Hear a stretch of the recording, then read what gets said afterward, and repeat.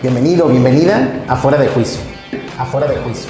Hoy nos toca hablar de un tema interesante y no es porque esté de moda, pero ahí te va. Hoy te quiero platicar de las fuentes, y sí, no de las fuentes bibliográficas, ni tampoco de la fuente donde había un chorrito. Hoy te quiero platicar de las fuentes del derecho. Sí, ¿de dónde surge el derecho?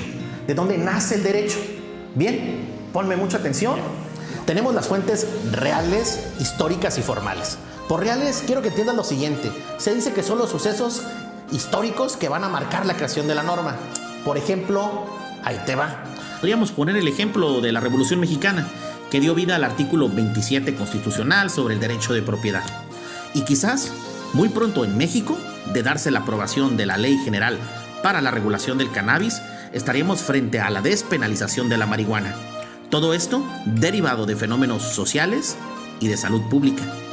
Ahí tienes entonces las fuentes reales. Después tenemos las fuentes históricas, estos documentos o papiros que de alguna manera también trascienden en la creación de normas.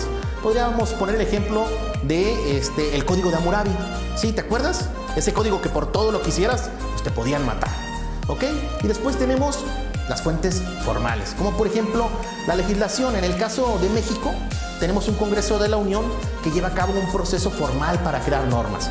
Este proceso, que ya sabes, se compone de iniciativa, discusión, aprobación, sanción, publicación y posterior iniciación de la vigencia. Pero no te preocupes, eso después lo vemos en otro video. Ahorita únicamente quiero que te quede claro que la legislación es una fuente del derecho y se da a través de este proceso formal de creación de normas.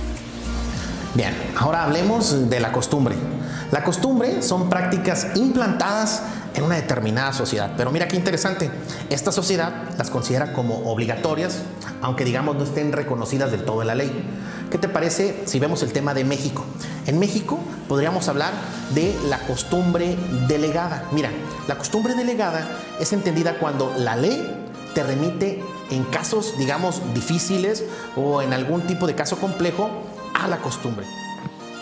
Veamos el ejemplo que nos pone el artículo 2892 del Código Civil para el Estado de Sonora, relativo a la prestación de servicios profesionales, el cual, en su parte conducente, establece lo siguiente: cuando no hubiere habido convenio, los honorarios se regularán atendiendo juntamente a las costumbres del lugar.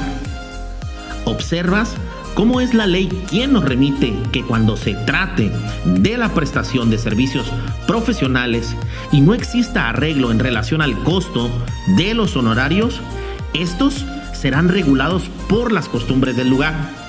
Ahí tienes cómo la ley no dispone la solución directamente, sino que te remite a la costumbre, teniendo un claro ejemplo de costumbre delegada. Podríamos hablar también de la costumbre derogatoria, la cual, digamos, no es muy usual en México. ¿Por qué? Porque se da en los casos cuando la costumbre, digamos, se impone a la ley. Y ahí tienes la costumbre como fuente del derecho. La jurisprudencia resulta ser una fuente del derecho. La ley puede llegar a tener lagunas legales o resultar ambigua. Entonces, los tribunales federales resultan ser los órganos competentes para llevar a cabo esa interpretación. Y a esto le conocemos como jurisprudencia. Hay diversas formas de crearla, pero eso lo veríamos en otro video mucho más especializado. La doctrina como fuente del derecho. Sí, no me refiero a la que vas los sábados en la mañana. Me refiero a los trabajos realizados por los estudiosos del derecho. Pásamelo. Por ejemplo, si te fijas, esto, lo que estudiamos nosotros, es doctrina. No es vinculante, es decir, no es obligatoria para los jueces, pero sirve bastante, ¿no? Porque pues de aquí aprendimos muchos. Otra fuente del derecho son los principios. Sí, los principios generales del derecho. Por ejemplo, nadie está obligado a lo imposible. Imagina que tu patrón te solicita que cumplas una diligencia al otro lado de la ciudad, pero son épocas de huracanes y se desata una lluvia que hace que el arroyo que divide a la ciudad empiece a correr. Por más importante que fuera la actividad que ibas a realizar, te encuentras impedido para realizarla. ¿Cuál sería tu defensa? Nadie está obligado a lo imposible. Estas fueron las fuentes del derecho. Y si nos dimos a entender, seguramente ustedes, al igual que nosotros, ya están un poquito más fuera de juicio.